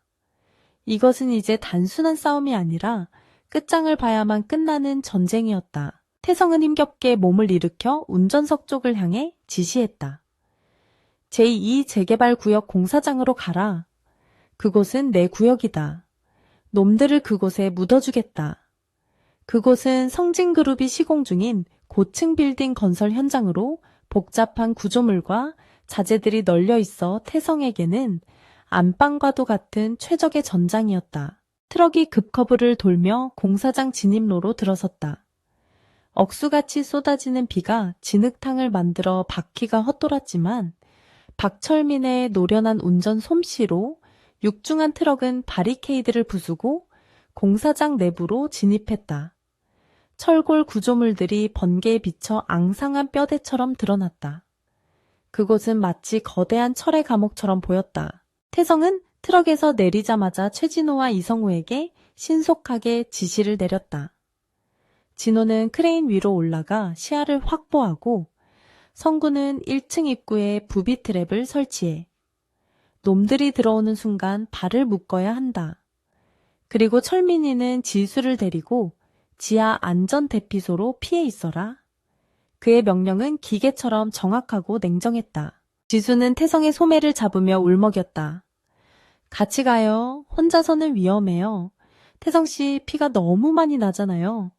하지만 태성은 그녀의 손을 부드럽게 떼어내며 고개를 저었다. 이건 내 과거의 찌꺼기야. 내가 직접 치워야 해. 당신은 빛 속에 있어. 어둠은 내가 가져갈 테니까. 그는 그녀의 이마에 짧게 입 맞추고 돌아섰다. 최민규의 차량 행렬이 요란한 엔진 소리와 함께 공사장으로 들이닥쳤다. 헤드라이트 불빛들이 어둠을 찢어 밝히며 공사장 마당을 비췄다. 차문이 열리고 수십 명의 무장 괴한들이 쏟아져 나왔다. 그들은 강목과 쇠파이프 그리고 사시미칼을 들고 살기를 뿜어냈다. 최민규는 확성기를 들고 차 위로 올라가 고래고래 소리를 질렀다. 강태성 쥐새끼처럼 숨지 말고 나와라. 오늘 내 제삿날을 만들어주마. 여기서 네가 쌓아올린 모든 걸 무너뜨려 주겠어. 놈의 목소리에는 열등감과 광기가 뒤섞여 있었다. 그는 태성을 죽임으로써 자신이 진정한 밤의 황제임을 증명하고 싶어 안달이 나 있었다. 태성은 건설 중인 건물 3층 난간의 모습을 드러냈다. 비에 젖은 검은 코트 자락이 바람에 펄럭였다. 그는 아래를 내려다보며 차가운 비웃음을 던졌다. 민규야, 너는 여전히 짓는 법만 알고 무는 법은 모르는구나. 여기가 내 무덤이 될 줄도 모르고 제 발로 기어 들어오다니. 격분한 최민규가 부하들에게 돌격 명령을 내렸다. 잡아 저 새끼 목을 따오는 놈에게 내 자리까지 주겠다. 수십 명의 조직원이 함성을 지르며 건물 안으로 쇄도했다. 하지만 그들이 입구에 들어서는 순간 이성우가 설치해둔 섬광탄과 연막탄이 연쇄적으로 폭발했다. 쾅평 눈부신 섬광과 함께 자욱한 연기가 1층 로비를 뒤덮었다. 앞서 달리던 놈들이 비명을 지르며 나뒹굴었고 뒤따라오던 놈들은 서로 엉켜 넘어지며 아수라장이 되었다. 혼란에 빠진 놈들의 머리 위로 최진호의 정밀 사격이 쏟아졌다.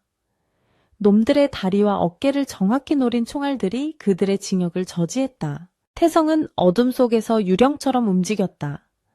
그는 지형지물을 완벽하게 파악하고 있었다. 철골 뒤에 숨어 있다가 튀어나와 놈들의 급소를 가격하고 공구함에 있던 렌치와 파이프를 던져 놈들의 머리를 부셨다. 그는 부상당한 몸이었지만 놈들의 공포심을 이용해 심리적으로 압도하고 있었다. 최민규는 부하들이 속수무책으로 당하는 모습을 보며 공포에 질렸다. 그는 남은 정예 병력 5명을 이끌고 직접 건물 위로 올라가기 시작했다. 그는 태성이 부상으로 인해 체력이 떨어졌을 것이라고 확신했다. 몰아붙여 피를 많이 흘렸어. 금방 쓰러질 거야. 그는 스스로에게 최면을 걸듯 소리쳤다. 5층 슬래브 위 빗물이 고여 얕은 호수처럼 변한 바닥에서 태성과 최민규 일당이 마주섰다. 차가운 빗줄기가 그들 사이를 가로막았다. 최민규는 비열한 웃음을 지으며 칼을 꺼내 들었다. 드디어 만났군. 강 회장님, 이제 그 고상한 척하는 가면을 벗겨주지. 최민규의 부하 5명이 동시에 덤벼들었다. 그들은 실전 경험이 풍부한 살수들이었다. 태성은 깊은 숨을 들이쉬며 고통을 억눌렀다. 첫 번째 놈의 칼이 태성의 옆구리를 스쳤다. 태성은 신음할 틈도 없이 몸을 비틀어 놈의 팔을 꺾고 그 칼을 빼서 뒤에서 덤비는 놈의 허벅지를 찔렀다. 난투극은 처절했다. 태성은 한 손으로는 상처를 누르고 다른 한 손으로는 뺏은 칼을 휘두르며 싸웠다. 빗물과 피가 섞여 바닥을 붉게 물들였다. 태성은 놈들의 공격을 아슬아슬하게 피하며 하나씩 무력화시켰다. 그의 움직임은 화려하지 않았지만 생존을 위한 본능으로 가득 차 있었다. 마지막 남은 부하가 태성의 발차기에 맞고 난간 밖으로 떨어질 뻔하다가 겨우 매달렸다. 이제 옥상에는 거친 숨을 몰아쉬는 태성과 공포에 질려 뒷걸음질 치는 최민규만이 남았다. 최민규는 손에 든 칼을 떨며 횡설수설했다. 오지마, 다 다가오면 쏜다.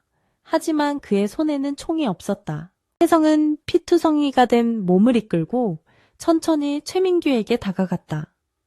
번개가 치며 태성의 얼굴을 비쳤다. 그곳에는 분노도 증오도 없었다. 오직 쓰레기를 처리하려는 청소부의 무심함만이 남아있었다. 너는 리더의 자격이 없어. 부하들을 사지로 몰아넣고 약자를 괴롭히는 건 양아치나 하는 짓이다. 최민규는 괴성을 지르며 태성에게 달려들었다. 그것은 마지막 발악이었다. 태성은 놈의 칼을 가볍게 피하고 놈의 손목을 잡아 비틀었다. 챙그랑 칼이 바닥에 떨어졌다. 태성은 놈의 멱살을 잡고 바닥에 내동댕이 쳤다. 최민규는 진흙탕 속에서 뒹굴며 비참한 몰골이 되었다. 태성은 쓰러진 최민규의 가슴을 밟고 섰다. 놈은 살려달라고 애원하기 시작했다. 강형님, 제발 살려주십시오. 제가 잠시 미쳤었습니다. 다신 안 그러겠습니다. 제 전 재산을 다 드리겠습니다. 태성은 싸늘한 눈으로 그를 내려다보았다. 놈의 비굴함은 끝까지 변하지 않았다. 태성은 주머니에서 휴대폰을 꺼내 녹음된 파일을 재생했다. 최민규가 지수를 납치하고 협박했던 음성, 그리고 살인을 교사했던 통화 내용들이 빗소리 사이로 흘러나왔다. 김 비서가 그동안 모아둔 결정적인 증거들이었다. 널 죽여서 내 손을 더럽히진 않겠다. 대신 너는 평생 감옥이라는 지옥에서 썩게 될 거야. 그때 멀리서 경찰차의 사이렌 소리가 들려오기 시작했다. 수십 대의 순찰차가 공사장으로 몰려오고 있었다. 태성은 미리 김 비서를 통해 경찰청장에게 직접 연락을 취해 두었던 것이다. 단순한 신고가 아니라 거대 조직 범죄의 현장을 덮치는 대규모 작전이었다. 최민규는 경찰차의 불빛을 보고 절망했다. 그는 감옥에 가느니 차라리 죽는 게 낫다고 생각했다. 그는 숨겨두었던 작은 단검을 꺼내 태성의 발목을 노리고 휘둘렀다. 죽어같이 죽자 하지만 태성은 이미 예상하고 있었다는 듯 발을 빼며 놈의 턱을 걷어찼다. 최민규는 턱이 부서지는 소리와 함께 뒤로 나자빠졌다. 그는 고통에 몸부림치며 일어날 수 없었다. 태성은 피 묻은 손으로 넥타이를 고쳐매며 놈에게 마지막 말을 남겼다. 뱀은 결코 용이 될 수 없다. 땅바닥을 기어다니는 게 내 분수에 맞아. 경찰 특공대가 옥상으로 들이닥쳤다. 그들은 최민규와 그의 부하들을 제압하고 수갑을 채웠다. 현장을 지휘하는 형사가 태성에게 다가왔다. 그는 태성의 처참한 몰골을 보고 놀랐지만 곧 경례를 붙이며 말했다. 강 회장님 협조에 감사드립니다. 놈들의 범죄의 증거는 이미 김 비서님께 받았습니다. 정당방위 인정될 겁니다. 태성은 힘없이 고개를 끄덕였다. 긴장이 풀리자 극심한 피로와 통증이 밀려왔다. 그는 비틀거리며 난간에 기대어 섰다.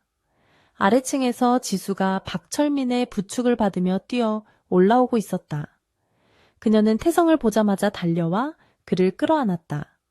그녀의 따뜻한 천이 차가운 빗물에 젖은 그의 몸을 녹여주었다. 태성씨, 지수는 엉엉 울며 그의 상처를 살폈다.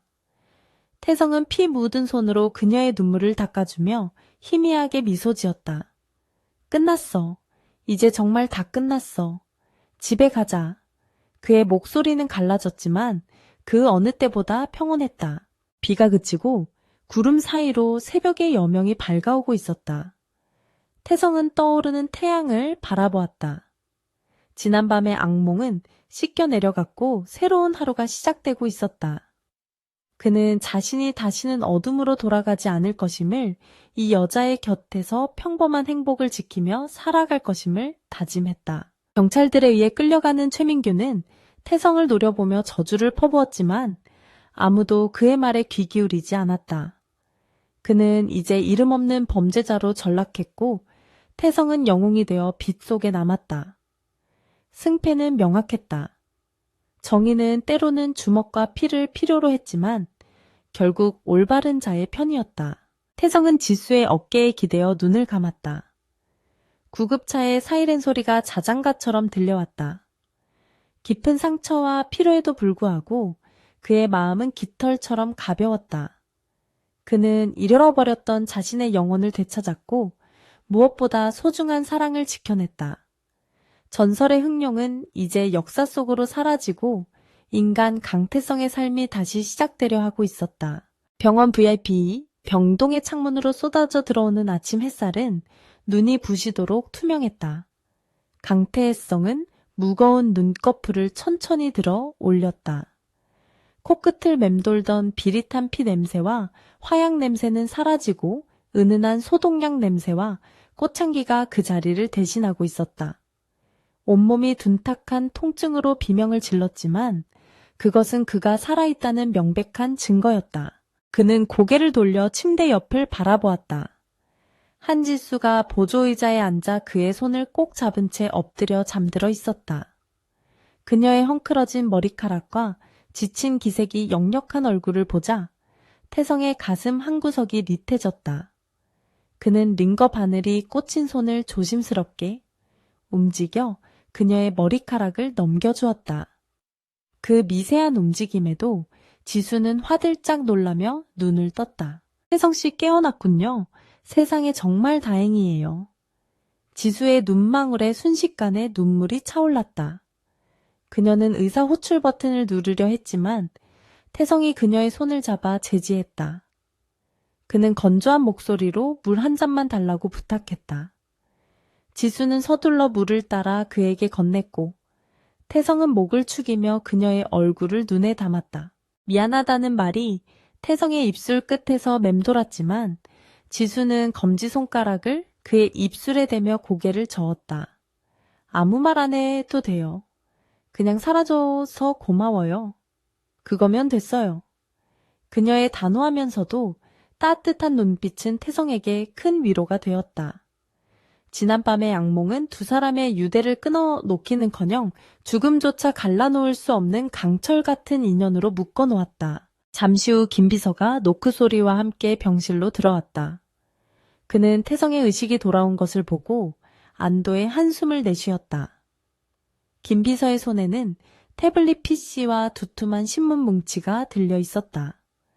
그는 정중하게 인사를 한 뒤 지난 일주일 동안 태성이 혼수 상태에 빠져 있는 사이 바깥 세상에서 일어난 일들을 보고하기 시작했다. 회장님 상황은 완벽하게 정리되었습니다. 언론은 이번 사건을 성진그룹 회장이 납치된 약혼녀를 구하기 위해 폭력 조직과 맞서 싸운 영웅적인 일화로 대서특필하고 있습니다. 여론은 완전히 우리 편입니다. 시민들은 용감한 기업가 강태성에게 찬사를 보내고 있으며 경찰청장도 여론을 의식해 정당 방위 수사에 힘을 실어주고 있습니다. 김 비서는 태블릿 화면을 켜서 뉴스 기사를 보여주었다. 화면 속 앵커는 최민규와 황사파의 잔혹한 범죄 행각이 낱낱이 드러났다고 보도하고 있었다. 경찰은 태성이 제공한 결정적인 증거들을 바탕으로 황사파의 본거지를 급습하여 조직을 와해시켰고 정관계 로비 장부까지 확보하여 부패한 권력자들까지 줄줄이 엮어넣고 있었다. 최민규는 전치 12주의 중상을 입고 경찰병원에 감금되어 있으며 퇴원하는 즉시 살인 미수 납치, 감금, 마약, 유통 등 수십 가지 혐의로 기소될 예정입니다. 김 비서는 차가운 미소를 지으며 덧붙였다. 우리 법무팀이 검찰과 긴밀히 협조하고 있으니 놈은 아마 살아서 감옥 밖을 나오지 못할 것입니다. 사형 아니면 무기징역이 확실시됩니다. 태성은 고개를 끄덕였다. 법이라는 시스템 안에서 놈을 처단하는 것, 그것이 가장 잔인하고도 합법적인 복수였다. 놈은 평생을 독방이라는 좁은 감옥 안에서 자신이 잃어버린 모든 것을 곱씹으며 서서히 미쳐갈 것이다. 그것은 단숨에 목숨을 끊어주는 것보다 훨씬 더 고통스러운 형벌이었다. 박철민과 다른 아이들은 어떻게 됐나? 태성이 물었다. 김비서는 밝은 표정으로 대답했다. 모두 무사합니다. 박철민 씨는 다시 정육점으로 돌아가 고기를 썰고 있고 이성우 씨와 최진호 씨도 각자의 일상으로 복귀했습니다. 그들은 회장님이 완쾌하시면 소주나 한잔하자고 전해달라더군요. 경찰 조사에서는 익명의 시민 제보자로 처리되어 신분 노출은 막았습니다. 태성은 창밖을 바라보았다. 서울의 하늘은 그 어느 때보다 맑고 푸르렀다. 그는 자신이 쌓아 올린 이 평화가 누군가의 희생과 헌신, 그리고 자신의 피 묻은 과거 위에 세워진 것임을 뼈저리게 느꼈다. 그는 이제 더 이상 자신의 과거를 부정하거나 숨기려 하지 않기로 했다. 그 그림자 또한 강태성이라는 사람의 일부였으니까 퇴원 수속은 신속하게 진행되었다. 태성은 휠체어를 거부하고 지수의 부축을 받으며 병원 정문을 걸어나갔다. 수많은 취재진이 몰려와 플래시를 터뜨렸지만 태성은 동요하지 않았다.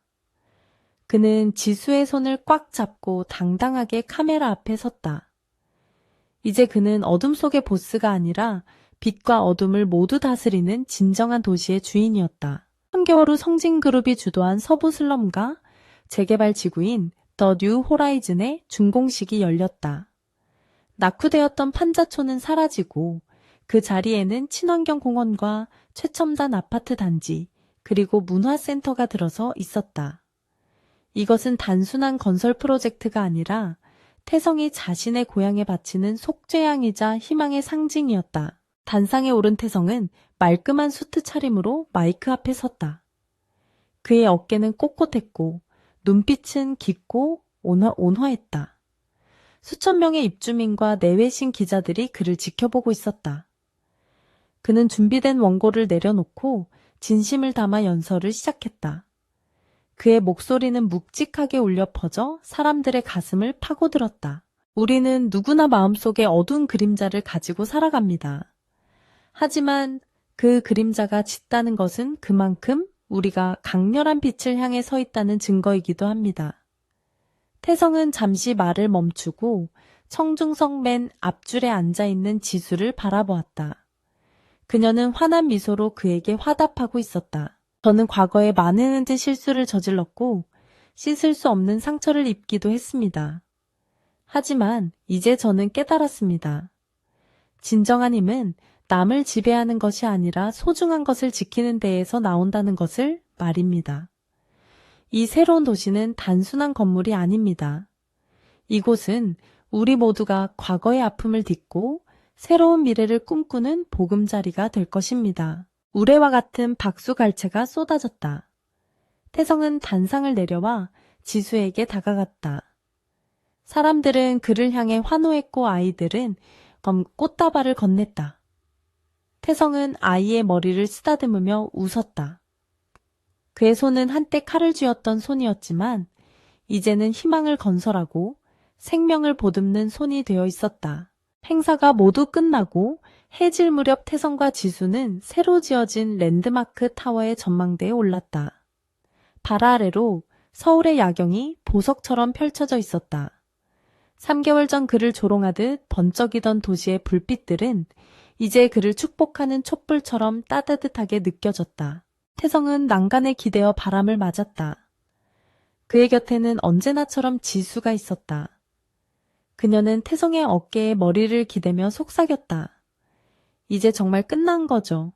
더 이상 다칠 일도 싸울 일도 없는 거죠. 태성은 그녀의 어깨를 감싸 안으며 고개를 끄덕였다. 그래, 이제는 쉴 시간이야. 하지만 태성의 눈은 어둠이 깔린 도시의 구석구석을 훑고 있었다. 그는 알고 있었다.